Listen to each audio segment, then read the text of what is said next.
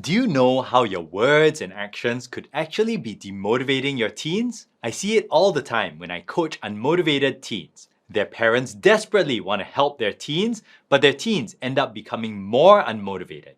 Today, I'll walk you through the 8 ways many parents demotivate their teens without even realizing it. Let's start with teen demotivator number 1. Using too many rewards and punishments.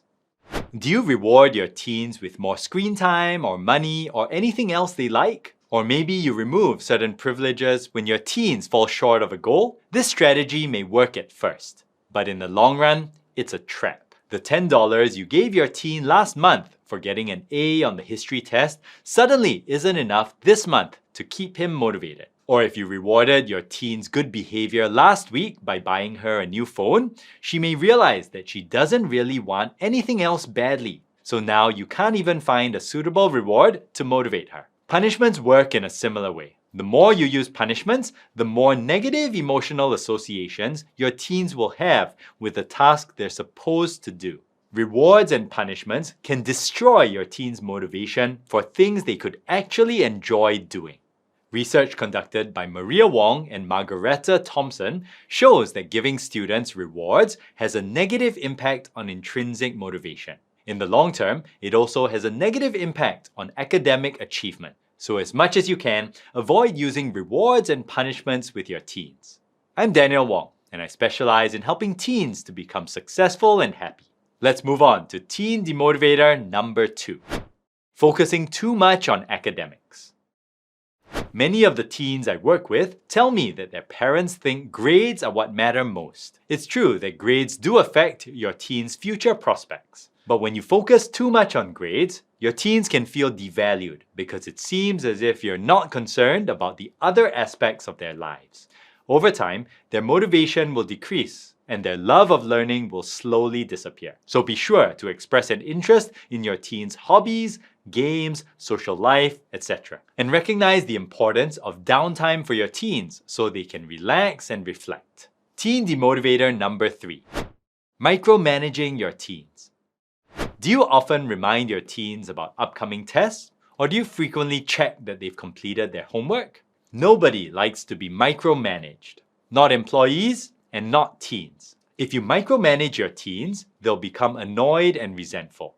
They'll also start to feel as if they don't need to take full responsibility for their lives. Why? Because it seems like you're always there to give them reminders about deadlines or other things that are important. So I encourage you to empower your teens to gradually take ownership of everything that goes on in their lives.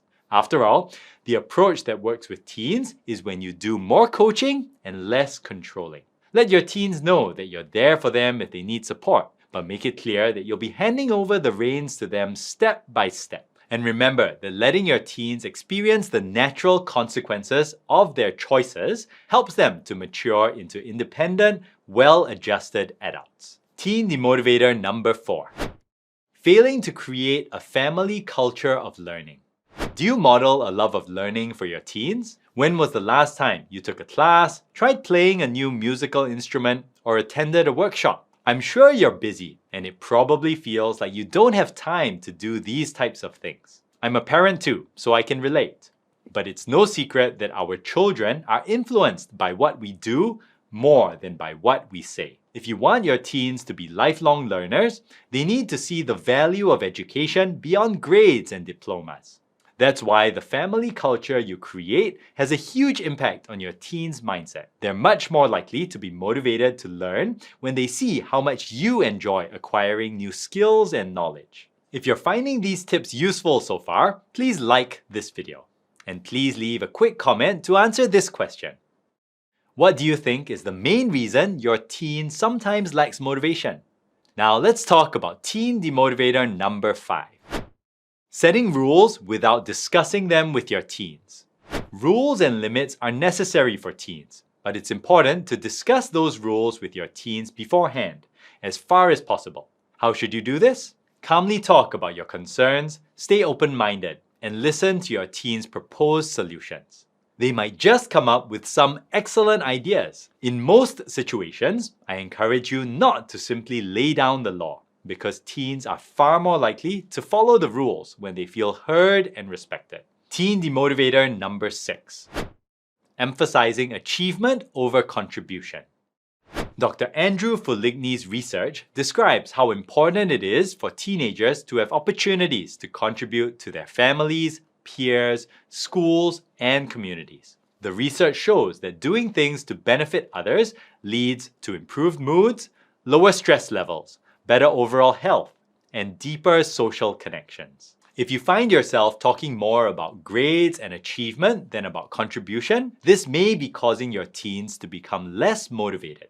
Why? Because teens want to feel as if their lives are useful to others. They don't want to feel as if their lives are mainly focused on achievement and grades, which are things that have no immediate impact on anyone other than themselves. So encourage your teens to think about their academic pursuits as a process of acquiring skills and knowledge so that they'll be better equipped to make a contribution.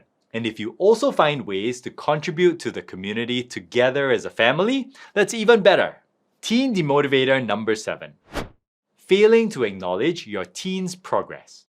Your teens may not show it, but they definitely care about what you think of them. I've worked with rebellious and wayward teens who had dropped out of school and who had gotten in trouble with the police. It seemed as if they couldn't care less about what their parents thought of them, but this simply wasn't true. They just felt that their parents were always on their case, so there was no point trying to do the right thing anymore because it was never enough for their parents. So no matter what your teen's attitude toward you is like, remember that they do care about what you think. Every time you acknowledge your teen's efforts and progress, they get a boost of motivation. When you see them feeding the dog or setting the table for dinner, tell them you appreciate it. And when they try to do better in school, acknowledge even the little progress they're making. Always focus on progress, not perfection. Teen Demotivator number 8. Trying to fix your teen's behavior without getting to the root of the issue. Many of the teens I work with tell me that they feel discouraged, overwhelmed, and sometimes even worthless. But all their parents see is that they're not working hard enough. As a parent of 3 children myself, I know how tempting it can be to focus on your children's bad habits and behavior without digging deeper to find out what's really going on. But when teens don't feel right, they can't act right. So take the time to listen to your teens. Keep the lines of communication open and refrain from lecturing and nagging them frequently about their poor behavior. I've spent many thousands of hours coaching teenagers one-to-one, and I've never heard a teenager tell me that his or her parents' lectures were effective. So remind yourself to always do more listening and less lecturing, because teens don't change when they understand why they should change. They change when they feel understood. Now you know the 8 ways you might be demotivating your teens without even realizing. But do you ever have trouble getting your teens to listen to you? If so, check out this free quick action guide I've written entitled 10 Proven Ways to Get Your Teenager to Listen to You.